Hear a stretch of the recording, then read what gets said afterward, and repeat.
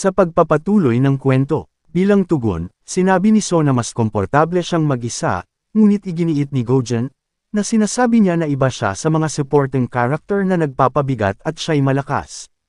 Sa pagkaalala na walang magandang attitude sa kanya si Gojen sa kanyang nakaraang buhay, naisip ni So na napagkamalan siya nitong mas malakas. Sa pag-aakalang mas komportable na magkaroon ng malalakas na kasama, iniisip ni So na ayaw niyang manatili si Sua sa kanyang tabi upang mapanatili itong ligtas.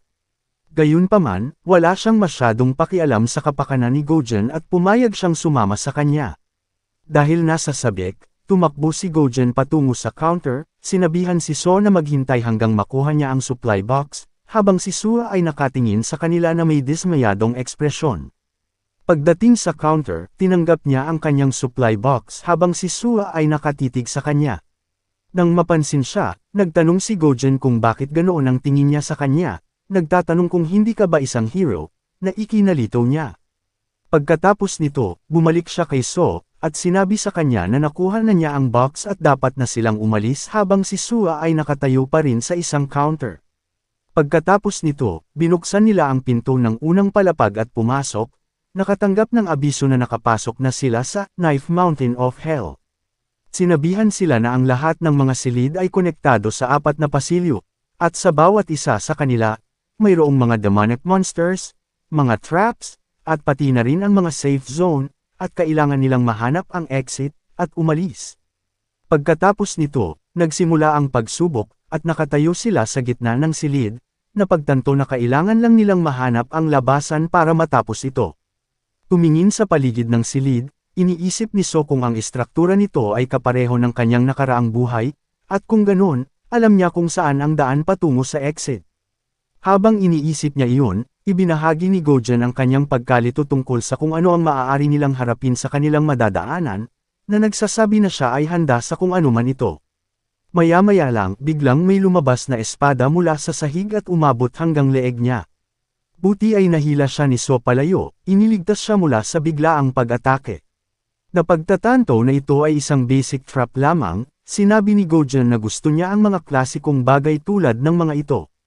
Samantala, nagsimulang maglakad palayo si So, dahilan para mabilis na bumangon si Gojen at sumunod sa kanya. Habang naglalakad sa pasilyo, sinabi ni Gojen na wala ng mga bitag, na binabanggit na maswerte si So, ngunit ang sinagot ni So na siya ay napakamalas. Biglang nagsimulang makarinig ng tunog si Gojen, at may ilang nilalang na lumitaw sa harap nila, na nakita sila. Nagtanong si So kung hinati niya ang kanyang mga points sa kanyang experience, at sumang-ayon si Gojen dito. Habang naglalakad sila sa unahan, nakakita sila ng bulwagan na may maraming skeleton ghost ng isang tertiary insect ill grade, na palakad-lakad sa loob. Nang makita sila, inilabas ni Gojen ang kanyang espada, na nagsasabi na ang mga nilalang na ito ay mukhang mas malakas ng kaunti, kaysa sa mga uod na pinatay nila parang tutorial lang. Lumingon kay So, sinabi niya na marami ang mga nilalang na ito, at kailangan nilang pagsamahin ang lakas nila para talunin sila. Gayunpaman, sa halip na tumugon, ipinatama ni So ang kanyang flame manipulation power patungo sa mga kalansay, na nagiging sanhi ng pagkasunog ng mga ito. Sa pamamagitan nito, sinabi niya na kung ang mga kalansay ay magsisimulang magtipon sa entrance, ito'y mahihirapan sila, dahilan upang sabihin ni Gojen na siya ay isang matalinong tao. Sinabi ni So na iwasang magsalita ng mga walang kabuluhan, inilabas ni So ang kanyang espada at nagpatuloy, pinatay ang mga monster sa mabilis na pag-slash. Nang makitang pinapatay niya ang mga halimaw ng walang katapusan, sinabi ni Gojen na hindi niya maaaring hayaan si So na magkaroon ng active role at magpatuloy, at siya'y sumali na rin sa laban. Sa ganitong paraan, sa kanilang pinagsamang labanan, patuloy nilang pinapatay ang mga halimaw, na sa tingin ni Gojen ay napaka-interesante. Matapos ang labanan, sinabi ni Gojen na ang bawat silid ay may parehong uri ng mga halimaw, na nakakaboard lamang sa kanya, nag-udyok siya kay So na tanungin kung siya ay napapagod. Sinabi ni So na hindi ito ang kaso, sinabi ni Gojen na sila ay mahihina lamang na mga demonic monsters, at natuto siya na humawak ng espada kung sakaling maglakbay siya sa ibang mundo o pumasok sa isang libro. Tumingin kay So, isiniwalat ni Gojen na noong una niya itong nakita, na curious siya sa isang bagay, na nag-udyok na tanungin si So kung ano ito. Bilang tugon, tinanong ni Gojen kung siya ay isang taong tulad ng isang regressor o isang reincarnate, kung saan si So ay nakaramdam ng pagkagulat. Upang hindi pansinin ang tanong, sinabi ni So na maaaring umalis si Gojen kung balak lang niyang magsalita ulit ng walang kabuluhan. Sa pamamagitan nito, sinimulan niyang itulak si Gojen, na sinasabi sa kanya na siya ang mauna, habang iginiit ni Gojen na tiyak na siya ay tila naiiba sa iba. Sinabi niya na nakita niyang kakaibang kalmado si So, mabilis na makapag-adapt, at hindi siya natatakot sa mga demonic monsters. Bilang tugon, isiniwalat ni So na madalas siyang makakita ng mga multo noong bata pa siya, kaya sanay na siya sa mga ganitong uri ng bagay. Nang marinig iyon, sinabi ni Gojen ang kanyang curiosity tungkol sa nakaraan ni So, na hinihiling sa kanya na sabihin sa kanya ang tungkol pa sa buhay pa nito. Sa sandaling iyon, buong lakas siyang itinulak ni So sa harapan, dahilan para matamba siya sa di kalayuan nang biglang bumagsak ang malalaking bato mula sa itaas. Nagtataka, tinawag niya si So, na sinabi sa kanyang tumakbo ng mabilis. Habang tumatakbo si Gojen upang iligtas ang kanyang sarili, nagsimulang gumuho ang lugar sa likuran niya. Pagkatapos niyang marating ang ligtas na lugar, lumingon siya at nakitang ganap na nawasak ang pasilyo. Nagtataka kung ano ang nangyari kay So. Sa pag-aakalang hindi si So ang main character, sinabi ni Gojen ang kakaibang katangian ng sitwasyon, na sinasaad na mahilig siya sa mga kwentong may plot batay sa power ng regression. Samantala, si So ay patuloy na bumagsak sa pasilyo, mahigpit na hinawakan ang kanyang espada. Pagkatapos ay tinusok niya ito sa kalapit na pader upang maiwasan ang pinsala mula sa pagkahulog, at ligtas siyang nakababa sa lupa. Sa paglanding, nakatanggap siya ng notification na pumasok siya sa isang lihim na lugar at ngumiti. Gayunpaman, pagkatapos ng abiso, binalaan siya na ang mga halimaw sa loob ng lihim na lugar ay mas malakas kaysa sa mga nasa normal na lugar, at may lumabas na portal sa kanyang harapan, na nag-activate, ang daan patungo sa normal na lugar. Pinibigyan siya ng opsyon na humingi ng rescue, tinanong ng window kung gusto niyang sumuko at bumalik, ngunit tumanggi siya, na nagsasabi na hindi siya madaling sumuko. Sa pag-iisip na maaari siyang makakuha ng higit pang mga estatistika kaysa sa kanyang inaasahan, narating niya ang isang pasilyo na puno ng marami mga armadong kalansay ng demonyo. Naglabas ng kanyang flame manipulation, ipinahayag niya na kailangan niyang mag-improve sa pagkakataon na ito para sa kanyang sarili at dinirekta ang apoy patungo sa mga kalansay, na hinaranggan lamang ang atake niya gamit ang kanilang mga kalasag. Sa kabila nito, nagpatuloy siya sa paglulunsad ng mga pag-atake, na humahantong sa patuloy na pagtaas ng kanyang mga estatistika. Sa paraang ito, nadidagdagan ang kanyang lakas at tumataas ang antas ng kanyang level. Matapos mapatamba ang mga kalansay, napagtanto ni So na nagiging mas madali ang mga bagay sa kanya dahil sa pagtaas ng mga estatistika. At nakakaramdam ng medyong pagtataka sa gayong pagbabago. Sa pagtingin sa kanyang stat window, nagtataka siya kung gaano na siya kalakas sa resulta ng pag-increase ng statistics niya.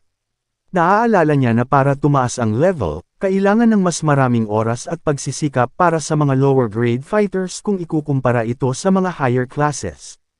Iniisip niya na si Gojen, na mula sa divine class, ay may kakayahang lumakas ng higit pa kaysa sa kanya sa mabilis na panahon, at naaalala niya na siya ang unang nakatapos sa unang palapag sa nakaraang buhay niya.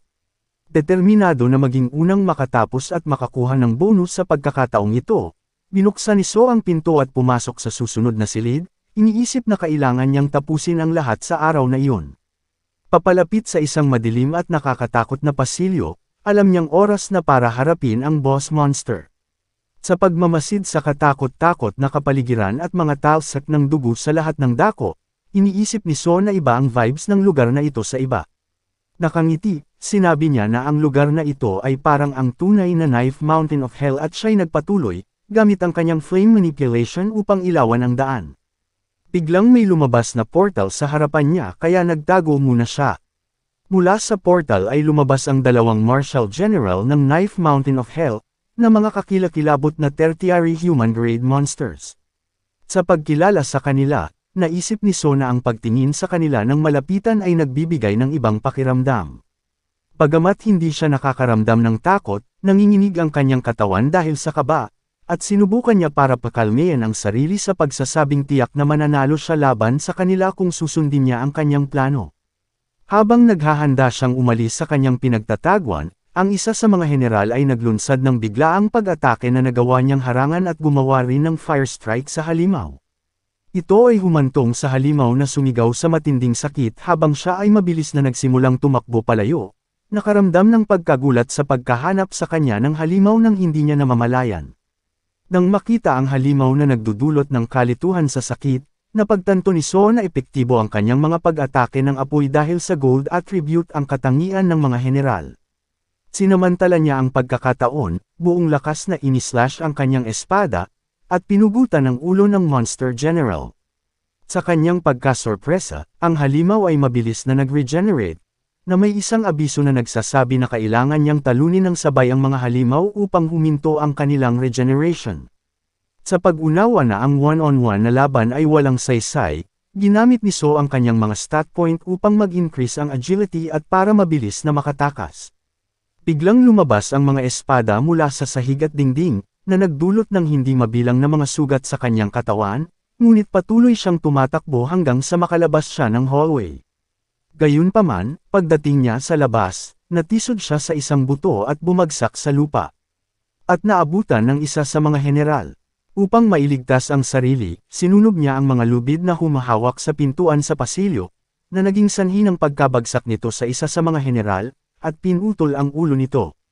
Gayunpaman, ang pinatay na general kanina ay nagbalik sa oras na iyon at nagsimulang sundan siya habang siya ay tumatakbo palayo, sa wakas ay naririnig na niya ang tunog ng hangin. Habang patuloy siyang tumatakbo sa direksyon ng hangin, patuloy siyang hinahabol ng halimaw habang ang isa ay nakapag-regenerate na at humaharang sa kanyang daan mula sa harapan. Pinapataas ang kanyang strength gamit ang mga stat point, nilapitan ni So ang halimaw at naghatid ng powerful blow, dahilan para matalo ito. Bilang resulta ng pagkatalo sa mga kalaban na mas malakas kaysa sa kanya, nakakuha si So ng karagdagang mga stat point bilang reward. Iniisip ni So na ang dapat niyang gawin ay lumabas sa silid ng boss, at tapusin ang stage na ito.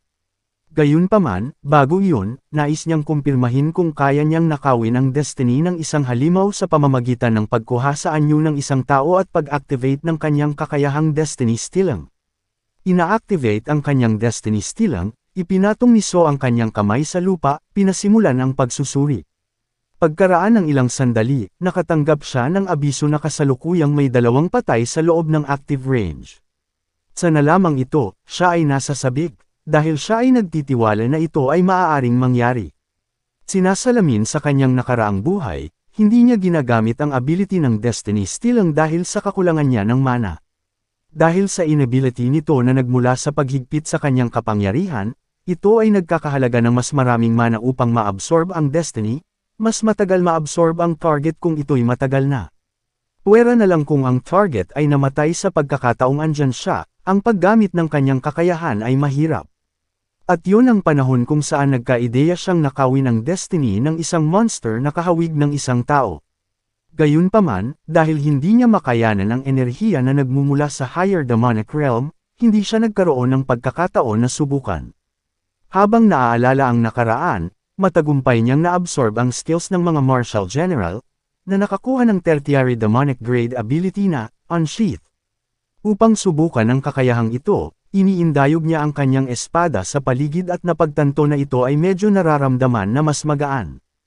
Gayunpaman, ang pagkakaroon ng gayong makapangyarihang kakayahan ay nagdudulot din ng napakaraming karma sa kanya. Sa kabila nito, naniniwala siya na dapat ay mas mababa pa rin ito kaysa sa karma na natamumula sa mga tao, na ginagawa na mas worth it ang resulta. Sa pag-alala na ang mga tao na nag-iipon ng labis na karma ay lumalampas sa hangganan at umabot sa isang miserableng kondisyon, tumungo siya sa portal sa dulo ng pasilyo. Nagtataka kung gaano siya kalapit sa hangganang iyon, hinawakan niya ang portal sa harap niya, tinatanggap ng isang abiso na naklear na niya ang unang yugto. Pagbukas ng pinto, bumalik siya sa lobby, kung saan nagulat ang iba nang makita siya. At dito muna matatapos ang ating recap, huwag kalimutan ang mag-subscribe para mas updated sa ating bagong i-upload na video. Maraming salamat!